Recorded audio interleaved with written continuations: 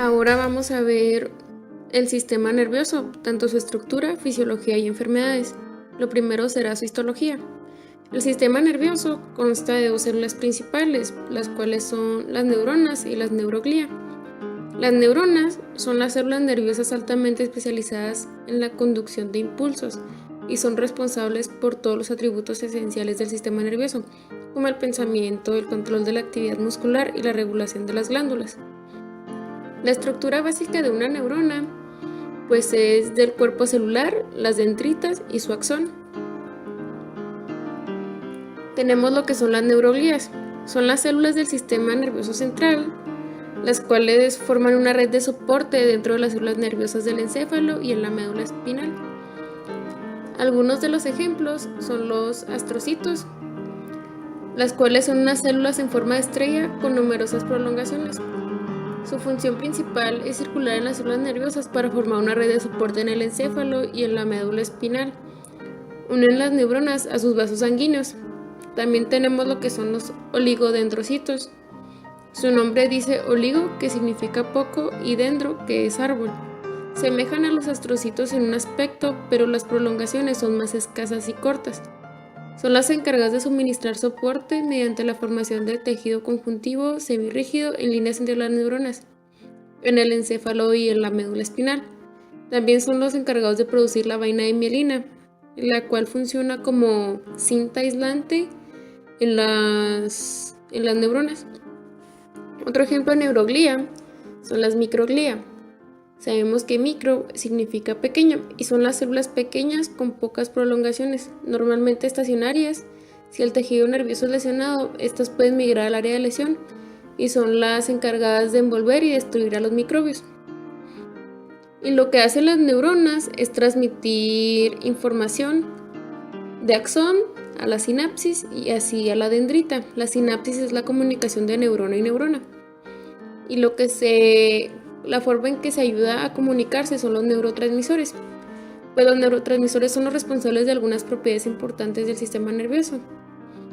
Debemos destacar que solo los axones liberan la sustancia neurotransmisora. Esto significa que existe solamente una dirección en la conducción del impulso en una sinapsis.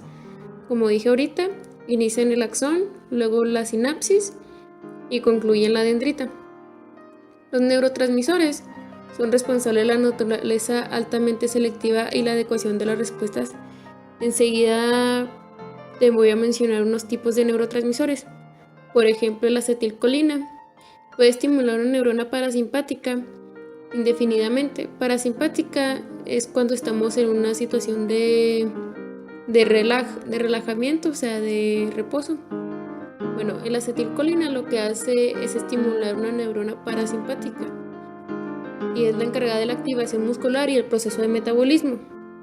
Tenemos también lo que es el aspartato, que ejerce una función primordial como desintoxicante de la sangre, pues favoreciendo el funcionamiento de otros órganos, así como proteger el hígado y ayuda al rejuvenecimiento de la actividad celular.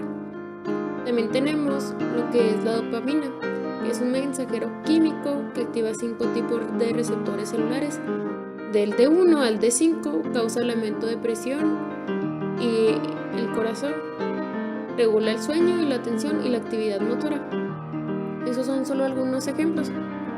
Ahora vamos a hablar un poco del sistema nervioso, así como su estructura. Sabemos que es la torre de control y red de comunicación en el cuerpo. En el cuerpo, este desarrolla 3 principales funciones. La primera es estimular los movimientos básicos. La segunda comparte la responsabilidad en el mantenimiento de la homeostasis. La tercera permite expresar los rasgos humanos característicos. El sistema nervioso percibe los cambios que ocurren dentro del cuerpo y el medio exterior. Luego interpreta los cambios y decide el curso de una acción. Este se divide en 2, sistema nervioso central y sistema nervioso periférico. En el sistema nervioso central tenemos lo que es el encéfalo y la médula espinal, mientras que en el sistema nervioso periférico tenemos los nervios craneales, los nervios espinales, por lo tanto el sistema nervioso somático, sistema nervioso autónomo. Dentro del sistema nervioso autónomo tenemos lo que es el sistema nervioso simpático y parasimpático.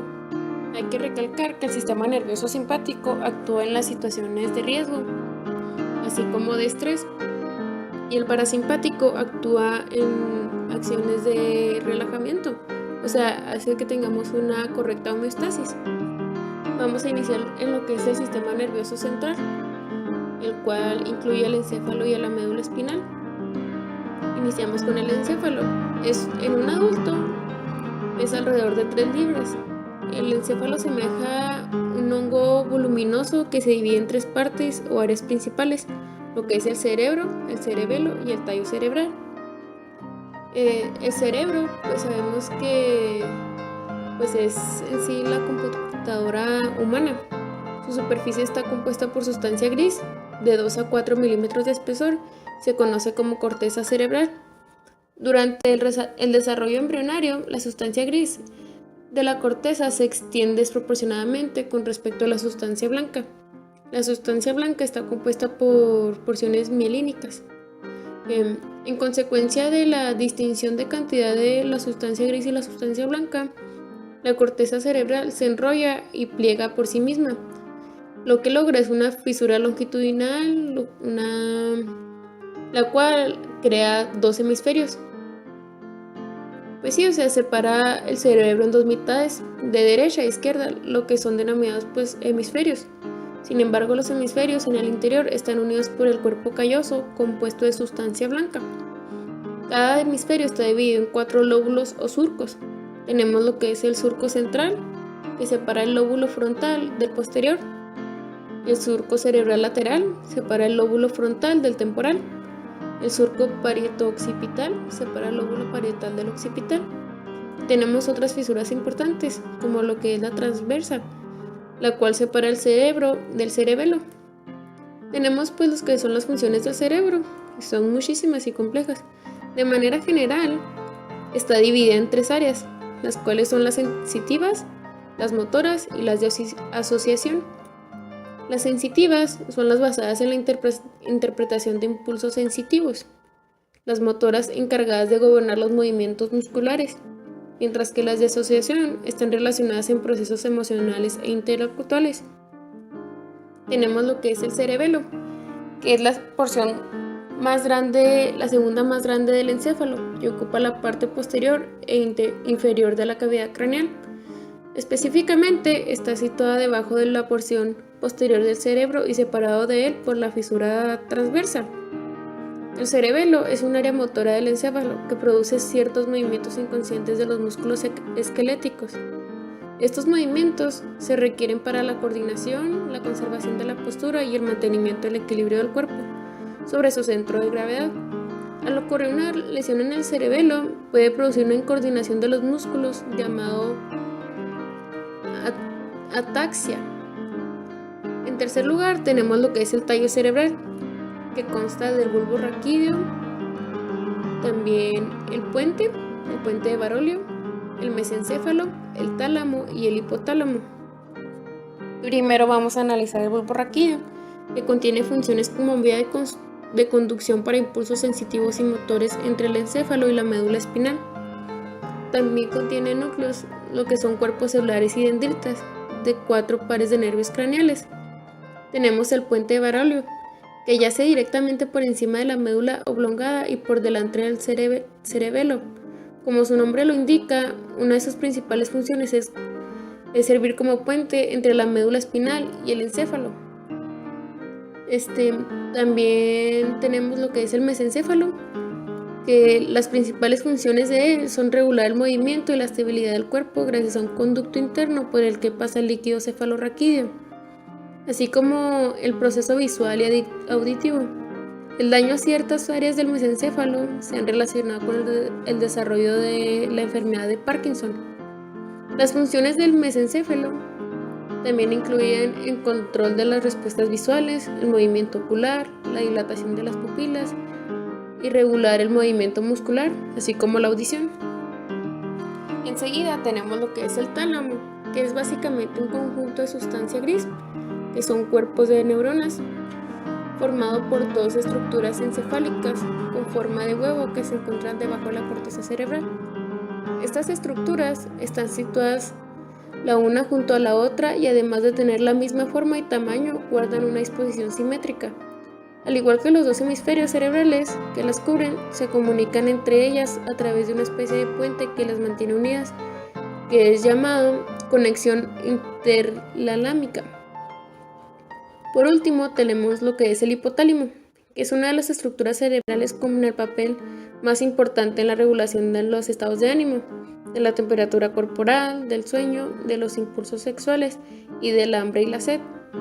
Por su relación con la regulación a las emociones y los estados fisiológicos, se considera que el hipotálamo forma parte del sistema límbico, el conjunto de partes del cerebro relacionada directamente con la generación de las emociones. Ahora vamos a ver un poco sobre la médula espinal. La médula espinal es la parte más caudal del sistema nervioso central, empezando en el bulbo raquídeo y terminando en la zona lumbar. Se trata de la parte inferior del neuroeje, de forma cilíndrica, levemente aplanada y asimétrica, que al igual que el cerebro está fuertemente protegida al estar rodeada de la columna vertebral.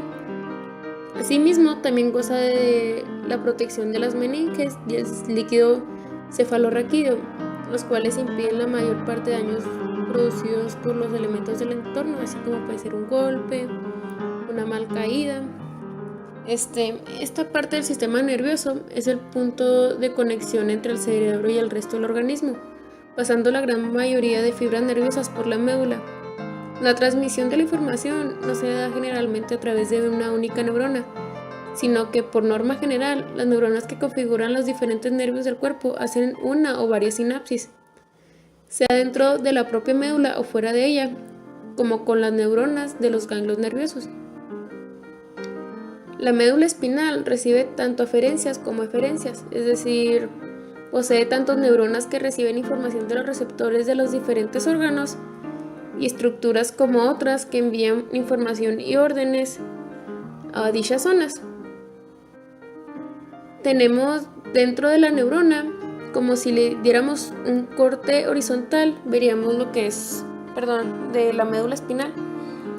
Veríamos su estructura, que consta de sustancia gris y blanca. La sustancia gris tiene esta coloración debido a que se trata de un conjunto de somas o núcleos de neuronas que proyectan sus axones a otras áreas. Es decir, es en estas zonas donde se acumulan los cuerpos de las neuronas, centros de procesamiento de la información. La sustancia gris también hay que saber que se estructura en diferentes cuernos o hastes, siendo las principales el asta ventral, el asta dorsal y la zona intermedia. Existe también el asta lateral, pero únicamente en la zona torácica y al principio de la lumbar.